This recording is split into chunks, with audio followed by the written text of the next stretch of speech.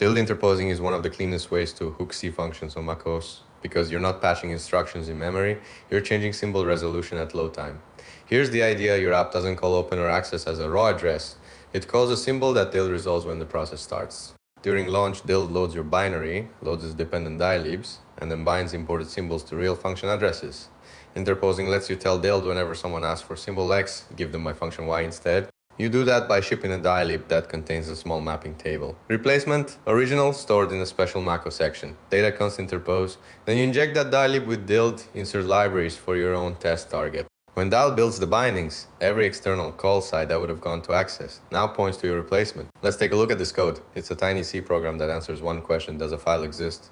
The core is this function file. Exist takes a path, does a quick sanity check, and then calls access path. FEOC. FEOC means just check existence, not readability, not writability. Simply can the OS resolve this path to a file. Then in main, we either take the path from the command line or default to tmp secret, txt, we call file exists path.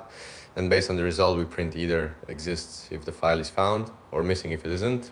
And we also print erno so we can see why it failed. Now here's the interesting part. This program looks completely innocent, but it depends on a single external function called access. And that's exactly what we're going to exploit with DYLD interposing. We'll inject a dylib and make access live. So the same binary, without recompiling, suddenly can find a file that actually exists. All right, here's the dylib that does the DYLD interposing. At the top, I define the path I want to hide, tmp secret txt. Then there's this interpose C struct. It's just 2 pointers, the replacement function and the original function we're replacing. Now the key part is my access. It has the exact same signature as access path mode, so it can drop in perfectly. If the incoming path matches keyed path, I fake a missing file. I set erno to inoint and return -1. Exactly what the real access would do when a file doesn't exist. If it's any other path, I fall back to the real behavior and just call access normally. And here's the actual trick. At the bottom, I define this interposers array and place it into a special mach-o section, data const interpose.